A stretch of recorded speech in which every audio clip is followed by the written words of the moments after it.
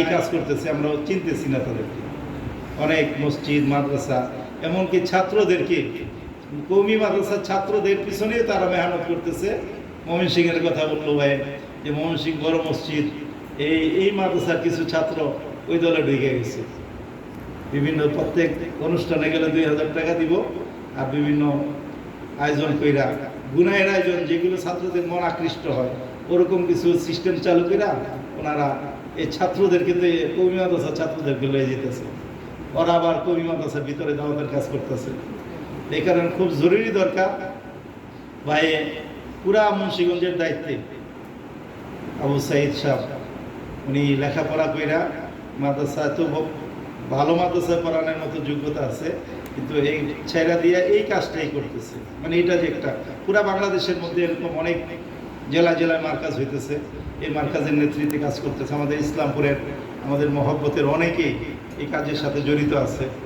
আমরা এই ইসলামপুরে গত কয়েকদিন আগে গেলাম, ওখানে বড় একটা প্রোগ্রাম, জুবাইর সাহেব ছিলেন, জুবাইর সাহেব ছিলেন, ইসলামপুরের বড় বড় ব্যবসায়ীরা ওখানে প্রোগ্রাম করেছিল। আমি গেছিলাম অন্য এক অফিসে, উনি আমার বলতেছেন যে ভাই একটা কি দাওয়াত দিয়ে গেল নতুন একটা দলের, তো ওখানে এই অবস্থা। আমাকে নাম কি, কারা কি করতেছে, জুবাইর সাহেব নাম বললো। আমি না, মাশাআল্লাহ, এটা তো অনেক গুরুত্বপূর্ণ একটা বিষয়।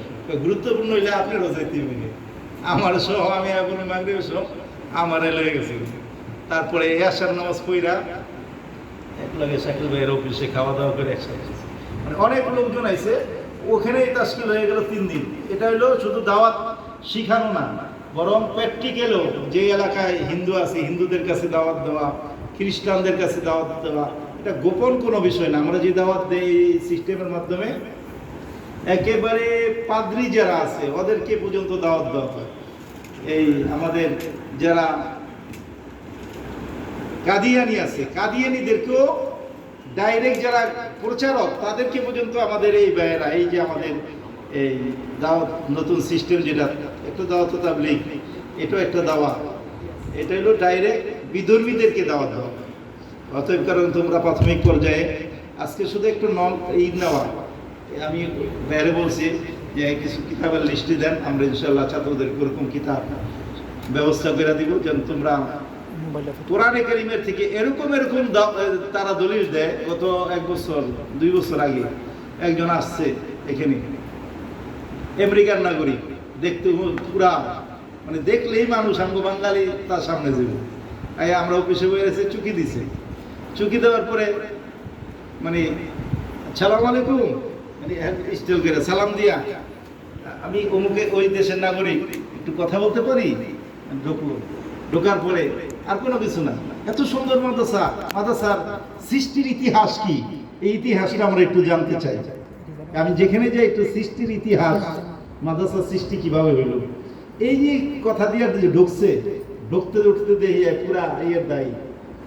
উনি দাওয়াত কোরআন শরীফের এরকম এরকম আয়াত দিয়ে দলিল দিতেছে, যে আয়াত মানে ঈসা আলাইহিস সালাম যে বৈধ নবী, এখনো বৈধ নবী, এবং ওই নবীর উম্মতরা যে এখনো সহি তরিকায় আছে, এমন এমন দলিল দিতেছে, হাক্কা বাক্কা খাইয়ে দিতেছে।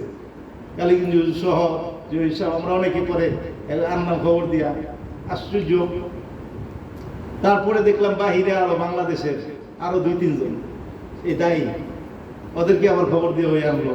কথাবার্তা বলতে বলতে দেখলাম এই আপনার ফরিদপুর, ওখানে একটা বড় একটা ওদের মার্কাজ আছে, কি জানি ফরিদপুরের এই পাশে আরেকটা থানা আছে, যে জেলা রাজবাড়িতে ওদের বড় একটাই আছে, ওখানে ওরা যাইতেছে।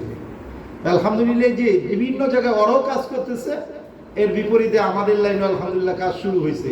শুরু হইলে তো এখানে কাম হইব না।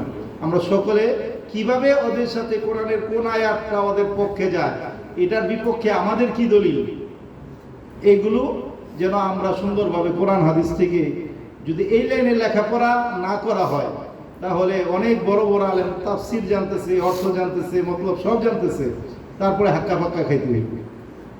এই কারণে নির্দিষ্ট কিছু আয়াত, নির্দিষ্ট কিছু হাদিস, এগুলো ওদের মুখস্থ, বাংলা না অর্থ না, ইংরেজি বাংলা, অত নম্বর সূরার অত নম্বর আয়াত দলিল দিতেছে ওরা।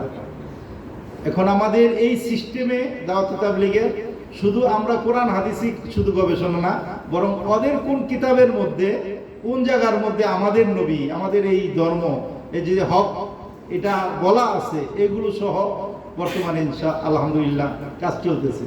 যে তাদের ওই কিতাবের ওই খণ্ডের অমুক আয়াতে অমুক পরিচ্ছেদের মধ্যে আমাদের নবীর হক্কানিয়াতের কথা, আমাদের এই ধর্মের কথা আছে, তোমরা তো ওইগুলো মানতেছো না। এই কারণে ভাই ইনশাল্লাহ তোমাদেরকে আজকে শুধু আগ্রহ তৈরির জন্য এবং কিছু দাওয়াতের প্রশিক্ষণ, কিছু আলোচনা, অল্প সময় ঘন্টা নিয়ে ব্যয় করবে ইনশাল্লাহ। তারপরে তোমরা পরীক্ষার প্রস্তুতি নেবে।